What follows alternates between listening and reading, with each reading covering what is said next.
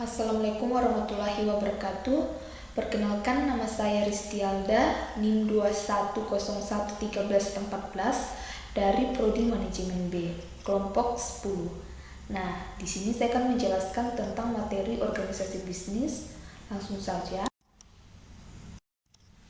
Sifat perusahaan. Sebagian besar keputusan produksi dibuat oleh perusahaan, baik yang berskala kecil maupun besar atau multinasional. Sifat institusi dan organisasi atau perusahaan cenderung mempengaruhi perilaku. Produksi yang kompleks. Sebagian besar produk memerlukan proses produksi yang kompleks yang akan melibatkan banyak individu. Nah, di sini ada manfaat mengatur produksi dalam perusahaan. Fungsi perusahaan adalah menyatukan serangkaian operasi produksi dan distribusi, menghilangkan kebutuhan individu untuk masuk ke dalam kontrak yang ditentukan secara sempit. Keuntungan utama dari mengatur produksi dan distribusi melalui perusahaan dibandingkan dengan pasar adalah biaya transaksi yang lebih rendah. Biaya transaksi merupakan biaya dalam membuat pengaturan ekonomi tentang produksi, distribusi, dan penjualan. Biaya transaksi merupakan biaya yang dikeluarkan ketika perusahaan membeli input atau layanan dari perusahaan lain dibandingkan dengan memproduksinya sendiri.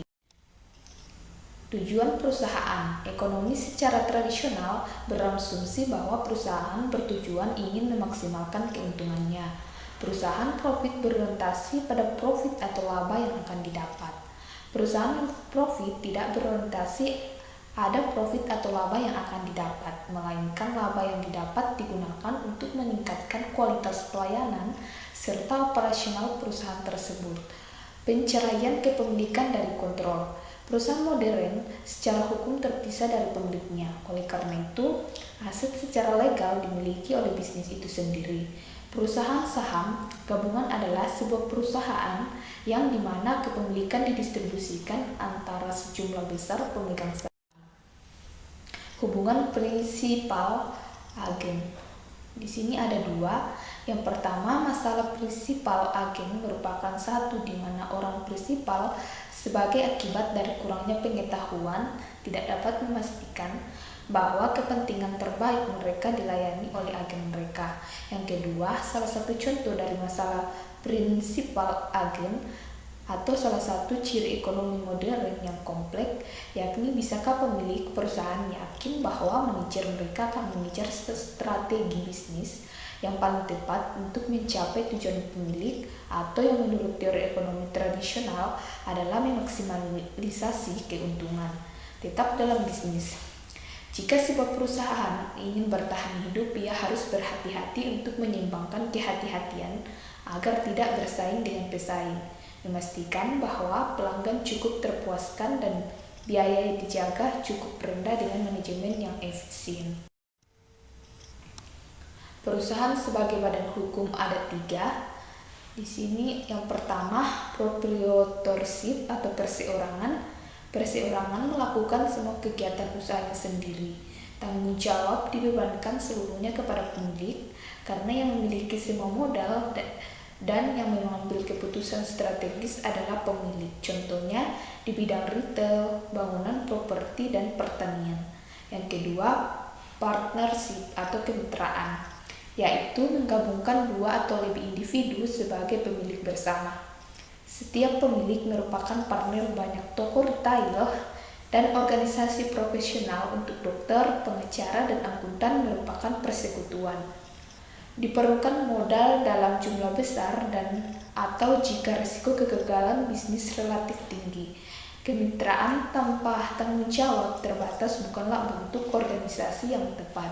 Yang ketiga, corporation atau perusahaan. Sebuah perusahaan secara hukum terpisah dari pemiliknya.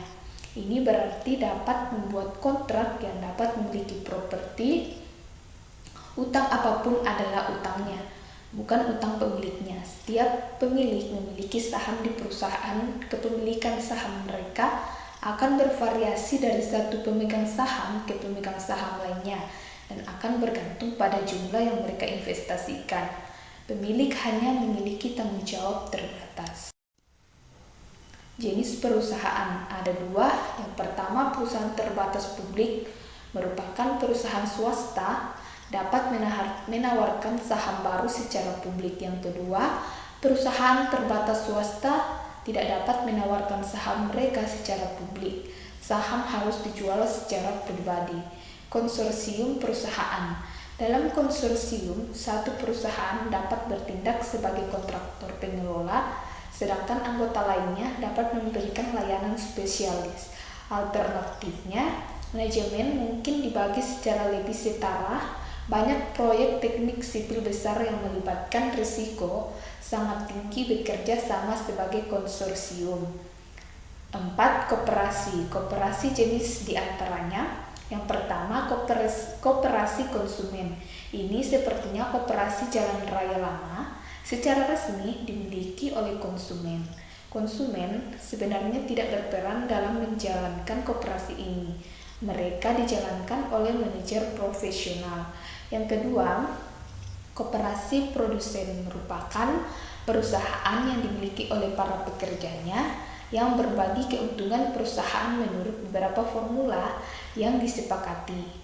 Mereka terkadang dibentuk oleh orang-orang dalam perdagangan yang sama yang berkumpul bersama, misalnya produsen barang, kerajinan.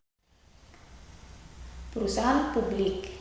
Perusahaan publik memiliki identitas hukum yang terpisah dari pemerintah. Mereka dijalankan oleh dewan, tetapi anggota dewan ditunjuk oleh menteri pemerintah terkait. Dewan harus bertindak dalam berbagai kerangka acuan yang ditetapkan oleh Undang-Undang Parlemen. Keuntungan perusahaan publik yang tidak diinvestasikan kembali bertambah ke Departemen Keuangan. Organisasi internal perusahaan. Perusahaan kecil cenderung dikelola secara terpusat dengan pengambilan keputusan beroperasi melalui hierarki manajerial yang jelas. Di perusahaan besar bagaimanapun, struktur organisasi cenderung lebih kompleks. Yang pertama, bentuk U. Di perusahaan kecil hingga menengah, manajer dari berbagai departemen, pemasaran, keuangan, produksi, dan lain-lain biasanya bertanggung jawab langsung kepada seorang kepala eksekutif yang fungsinya untuk mengkoordinasikan aktivitas mereka. Beberapa masalah yang mungkin didapat. Yang pertama, biaya komunikasi meningkat. Yang kedua, pesan dan keputusan dapat disalah tafsirkan dan diubah. Yang kedua, bentuk M. Ini cocok untuk perusahaan menengah hingga besar. Perusahaan ini dibagi menjadi beberapa divisi. Setiap divisi dapat bertanggung jawab atas produk atau kelompok produk tertentu atau pasar tertentu, misalnya negara tertentu. Beberapa manfaat yang akan didapat. Yang pertama, pengurangan panjang arus informasi. Yang kedua, kepala eksekutif dapat berkonsentrasi pada perencanaan strategis secara berkeseluruhan. Yang ketiga, tingkat kendali yang ditingkatkan dengan setiap divisi dijalankan sebagai perusahaan mini bersaing dengan divisi lain untuk sumber daya perusahaan yang tersedia dalam jumlah terbatas. Organisasi datar. Organisasi datar adalah salah satu yang sepenuhnya merangkul perkembangan terbaru dalam teknologi informasi dan dengan demikian dapat mengurangi kebutuhan akan sekelompok besar manajer menengah. Perusahaan multinasional dan organisasi bisnis. 3 bentuk organisasi bisnis multinasional diidentifikasi di bawah ini. Yang pertama, bentuk H. Bentuk H atau perusahaan induk dalam banyak hal merupakan variasi dari struktur bentuk M. Yang kedua, perusahaan induk adalah salah satu yang memiliki kepentingan pengendali di anak perusahaan lainnya. Anak perusahaan ini pada gilirannya mungkin juga memiliki kepentingan pengendalian di perusahaan lain. Yang ketiga, perusahaan Walt Disney atau perusahaan induk merupakan contoh yang baik dari organisasi bentuk H. Sifat bisnis yang berubah. Aturan pengetahuan. Pengetahuan sangat penting bagi keberhasilan ekonomi di banyak industri, dan bagi sebagian besar perusahaan, pengetahuan kunci terletak pada tenaga kerja yang terampil.